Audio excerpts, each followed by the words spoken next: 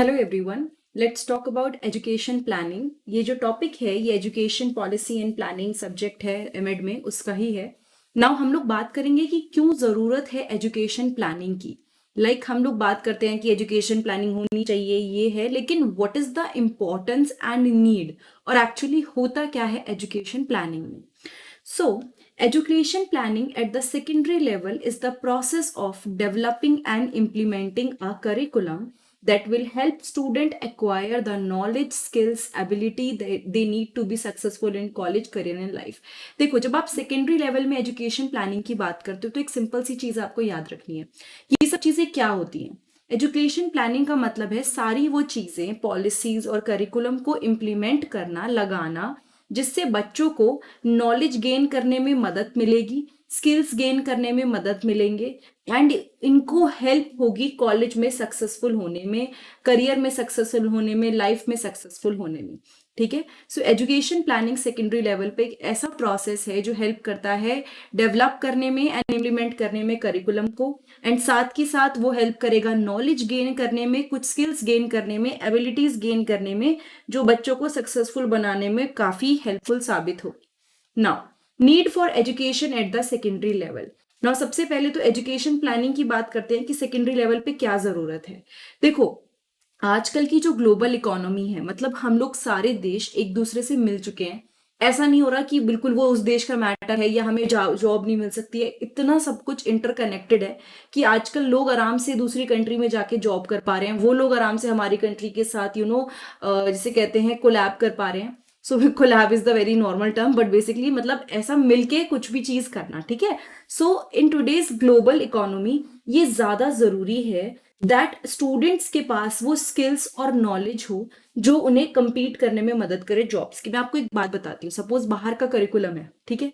बाहर के करिकुलम में एक सॉफ्टवेयर इंजीनियर बन के निकल रहे हैं, ठीक है, एक इंजीनियर बन के निकल रहे हैं, और एक यहाँ का इंडिया का करिकुलम है, यहाँ पे इंजीनियर बन के निकल रहे हैं। नो डाउट इंडिया के इंजीनियर्स बहुत इंटेलिजेंट है, बहुत tough competition, I understand every single thing, लेकिन सपोज डिग्री के साथ साथ इनके पास ऐसे 4-5 स्किल्स एक्स्ट्रा हो जाएं जो इनको फायदा दे, और या फिर इस कंट्री में ऐसे स्किल्स बहुत ज्यादा रिग्रेस अच्छे हो जाएं कि मार्केट तो एक ही है ना, मतलब मार्केट, मतलब आपको पता होगा इंडिया में कितने सारे लोग हैं जो बाहर की कंट्रीज में काम कर रहे हैं, मतलब बाहर की कंट्रीज की कंपनी के लिए काम कर रहे हैं, चाहे इंडिया से कर रहे हो। तो आपको पता ही है कि जॉब अगर वैकेंसी है तो कंपटीशन हमेशा वहां पे रहेगा, there will always be some competition. तो उस कंपटीशन को आप किस तरह से अपने फेवर में कन्वर्ट कर सकते हो, अगर आपके पास रिक्वायर्ड स्किल्स एंड नॉलेज है। और ये स्किल्स और नॉलेज कोई अपने आप एक दिन में इंटरव्यू से पहले बैठ के तो आएगा नहीं। अगर आपके करिकुलम में ये चीजें होंगी, अगर आपकी एजुकेशन में ये सारी चीजें प्लान्ड होंगी, तो आपके लिए बहुत ईजी हो जाएगा। So with the ever changing nature of work, it is important for students to be able to learn new skills and adapt to new situation. तो बहुत जरूरी हो जाता है बच्चों के लिए क्या, कि वो नए स्किल्स को लर्न करें एंड नई सिचुएशन में अडेप्ट करें।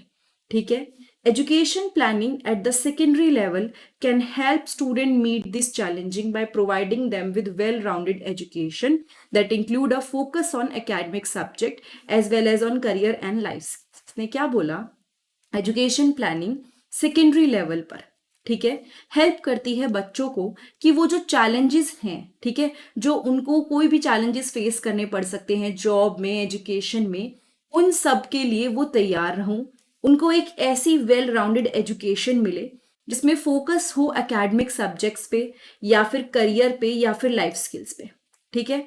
Bye planning carefully, educators can ensure that students have the opportunity to develop their full potential and to reach their goals. यानी कि अगर अच्छे से प्लान करेंगे तो एडुकेटर ये इंश्योर कर सकते हैं कि स्टूडेंट्स के पास अपॉर्चुनिटी है अपने फुल पोटेंशियल डेवलप करने की एंड अपना गोल रीच करने की। ठीक है। दे हैव दिस क्या कहते हैं, पोटेंशियल, राइट।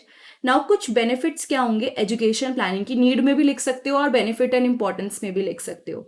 अगर आप एजुकेशन प्लानिंग कर रहे हो सेकेंडरी लेवल पर तो क्या फायदा देखा जाएगा, क्या पॉजिटिव साइड देखी जाएगी, और दूसरा क्वेश्चन हो सकता है नीड क्यों है, तो आप इन सबको थोड़ा सा लैंग्वेज चेंज करके नीड में भी डाल सकते हैं।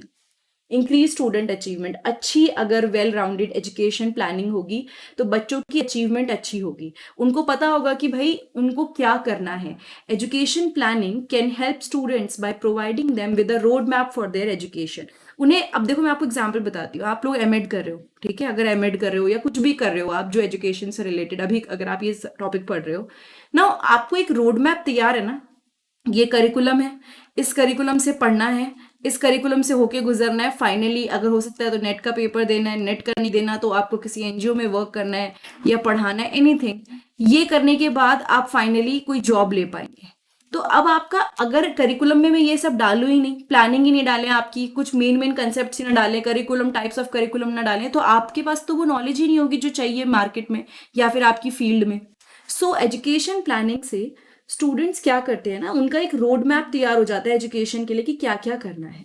Plus reduce drop out rate, जो बच्चे एजुकेशन में इन्वॉल्व हैं और जिनको पता होता है कि हमें क्या करना है वो कम ड्रॉप आउट करते हैं। देखो एक फाइनेंशियल चीज हो गई, उस पर I won't comment because that is something, वो एक मजबूरी है। लेकिन अगर मजबूरी नहीं है और लोगों को अगर प्रॉपर एक अंदर से एंथू आ रहा है कि हाँ भाई हम कर सकते हैं, सेंस ऑफ पर्पस फील हो रहा है, तो वो लोग ऑब्वियसली ड्रॉप आउट नहीं होंगे, वो पढ़ते रहेंगे। कई बार लोग ऐसे भी कर देते हैं ड्रॉप आउट, पढ़ने का मन नहीं है छोड़ दो, मतलब हर किसी का अपना रीजन हो सकता है, we are not here to जज anyone, but I am telling you कि अगर ये बिना किसी रीजन से हो रहा है, बिना without any purpose, without any plan in the mind, then it is a wrong thing. ठीक है, education planning can help students by providing them with opportunities. तो जब आप एजुकेशन प्लानिंग करते हो तो स्टूडेंट्स को आप अपॉर्चुनिटी देते हो ताकि वो अपना इंटरेस्ट एक्सप्लोर कर सके, उनके स्किल्स डेवलप कर सके। ठीक है, improved college and career readiness. Education planning से क्या होता है ना, स्टूडेंट्स को काफी मदद मिलती है, क्योंकि उनको क्या होता है ना, नॉलेज एंड स्किल्स मिलते हैं। दे gain those knowledge and skills जो उनको कॉलेज में सक्सेस पाने में मदद करेंगे एंड वर्क फोर्स में मदद करेंगे, यानी कि काम में आगे लगने में। इंक्रीज इक्विटी, एजुकेशन प्लानिंग से ये श्योर हो जाता है कि हर एक बच्चे के पास अच्छी शिक्षा का एक्सेस है, वो बच्चे को अच्छी शिक्षा मिल रही है। ठीक है, कोई फर्क नहीं पड़ता कि आप किस बैकग्राउंड से हो, क्या कास्ट है, क्या रिलीजन है, डजंट मैटर। अगर आप एजुकेशन प्लानिंग अच्छी है हमारे कंट्री में तो बच्चों को हाई क्वालिटी एजुकेशन मिलेगी। इसके लिए बहुत सारी चीजें हो सकती है, पॉलिसीज हो सकती है, like I am not the right person to discuss, but अगर हमें पता है कि एक सेक्शन ऑफ पॉपुलेशन है जिसके पास फ्री एजुकेशन, मतलब वो नहीं एजुकेशन अफोर्ड कर सकता, तो इनके लिए रेट कम कर सकते हैं या ऐसी पॉलिसीज बना सकते हैं। जैसे मिड डे मील है, मिड डे मील को क्यों शुरू किया गया? मिड डे मील स्कूल में एनरोलमेंट बढ़ाने के लिए कि बच्चे ड्रॉप आउट ना लें। देखो पेरेंट्स को लगा कि बच्चे को घर में बिठा के खिलाना नहीं हो पा रहा है, बहुत प्रॉब्लम है घर में, तो पर उन्हें ये पता है कि स्कूल में जाके तो बच्चा खा ही लेगा क्योंकि उनको खाना मिलेगा, और वो ऐसे दे रहे हैं कि पूरे दिन जो बच्चा रुक रहा है उसको मिल रही है एजुकेशन। तो आपने एक ऐसी पॉलिसी निकाली इतनी अच्छी कि जिससे बच्चों को एजुकेशन भी मिल रही है, साथ के साथ उनका पेट भी भर रहा है। आप समझ रहे हैं? ऐसे बहुत सारी स्ट्रैटेजीज एंड इनोवेशन की जरूरत है इस फील्ड में। Now preparation for post secondary education and the workforce. Education planning ensure करती है कि स्टूडेंट्स रेडी हैं for the demands of post secondary education. जब वो सेकेंडरी एजुकेशन करके निकलेंगे, क्या जरूरत होगी मार्केट में, क्या market as an any job field. ठीक है, मैं आपको एक जनरलाइज करने के लिए ये टर्म यूज कर रही हूँ। एक वेल डिजाइन करिकुलम क्या करेगा, उन्हें एक rigorous and relevant education provide करेगा, प्लस उनको करियर अपॉर्चुनिटीज ऐसी होंगी कि वो अपना एक्सप्लोर कर सकते हैं कि हमें क्या करना है, एंड वो अपने स्किल्स डेवलप कर सकते हैं, नॉलेज डेवलप कर सकते हैं जो उनको सक्सेस पाने के लिए चाहिए। वोकेशनल ट्रेनिंग और the job market, so everything is possible but we need planning for that. और हमें स्टूडेंट्स को स्किल्स डेवलप करवाने की जरूरत है। अभी भी बहुत ज्यादा फोकस हो रहा है वोकेशनल ट्रेनिंग पे। What does that mean? मतलब आपको एक बात बताती हूँ, जैसे अभी अगर आप 12th से निकलते हैं, मतलब मैं एग्जाम्पल देती हूँ, 12th के बाद आपको पता है कि ग्रेजुएशन में जाना है, फिर उसके बाद ये करना है, पोस्ट ग्रेजुएशन करनी है, नहीं तो उसके बाद जॉब देखनी है। तो ये चीज तो ठीक है, आपको पता है, आप पढ़ के करोगे, आपके पास कुछ बेसिक चीजें नॉलेज होंगी जिससे आप जॉब कर सकते हो या आगे पढ़ सकते हो। Vocational training is all about developing such skills जिससे आपको मार्केट में जॉब एकदम मिले। जैसे कई लोगों को 11th-12th के साथ साथ ही बेसिक ग्राफिक डिजाइनिंग ये सब सिखा देते हैं, या फिर बेसिक उनको जिसे कहते हैं इंजीनियरिंग की चीजें सिखा देते हैं। ऐसे बहुत सारे कोर्सेज चलते हैं जो 10th के बाद सीधे एनरोल कर सकते हैं। वो आपके स्किल्स पे वर्क कर रहे हैं, they are working on your skills. तो वो क्या करते हैं ना, वोकेशनल ट्रेनिंग में अपनी स्किल्स डेवलप करते हैं ताकि जॉब मार्केट के लिए रेडी हो। Then personalize learning, education planning से क्या होता है ना, एक ढांचा तैयार होता है कि भाई बच्चों की नीड के अकॉर्डिंग, इंटरेस्ट के अकॉर्डिंग, सपोज आप एक बच्चा है जो बहुत अच्छा ऑडियो लर्नर है, मतलब वो सुन के अच्छे से लर्न करता है, एक बच्चा बहुत अच्छा से वीडियो से लर्न कर लेता है। तो अगर ढंग से प्लानिंग करी जाए तो सारे बच्चों की नीड के अकॉर्डिंग हम चीजों को डाल सकते हैं, एटलीस्ट मैक्सिमम बच्चों की। सो इससे क्या होता है ना, बच्चे एंगेज रहते हैं एजुकेशन में, एंड ऑब्वियसली हम लोग अपना एकेडमिक गोल अच्छे से अचीव कर सकते हैं। फिर आता है इक्विटी एंड एक्सेस, जो मैं आपको बता चुकी हूँ। अच्छा, इक्विटी है, सबको बराबर एजुकेशन मिल रही है, एंड एक्सेस मतलब सबको वो एजुकेशन मिलना।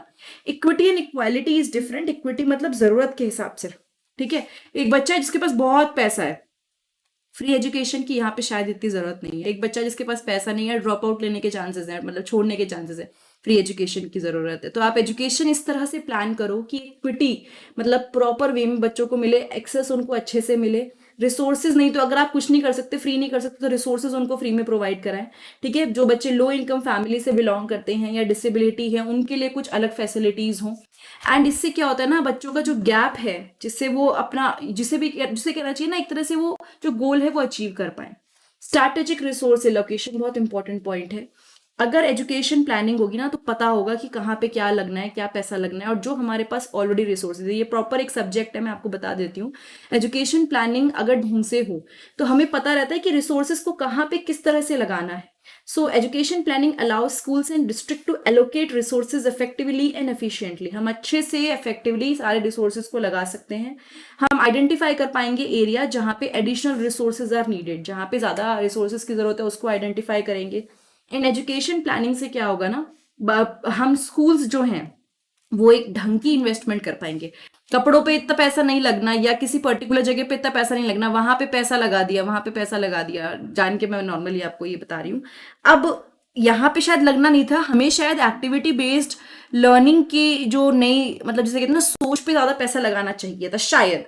तो एजुकेशन प्लानिंग अगर करी होती तो ये शायद यहाँ पर नहीं होता, थोड़ा बहुत ऊपर नीचे होता, बट हमें एग्जैक्टली पता होगा कि पैसा कहाँ लग रहा है, क्या हमारे स्कूल का गोल अचीव हो रहा है या नहीं हो रहा है। Then comes continuous improvement. Education planning एक ऑनगोइंग प्रोसेस है जिसमें हम लोग कंटिन्यूस इंप्रूवमेंट एंड इवैल्यूएशन देखने को मिलता है। इससे ये श्योर हो जाता है कि स्कूल्स अडॉप्ट कर रहे हैं चेंजिंग नीड के अकॉर्डिंग, यानी जो भी बदलाव आ रहे हैं उसके अकॉर्डिंग स्कूल्स में अपने आप को ढाल रहे हैं, प्रायोरिटीज उनकी बदल रही हैं, और जो बच्चों को एजुकेशन दी जा रही है वो एकदम हाईएस्ट क्वालिटी है, ठीक है। फिर आता है लाइफ लॉन्ग लर्निंग।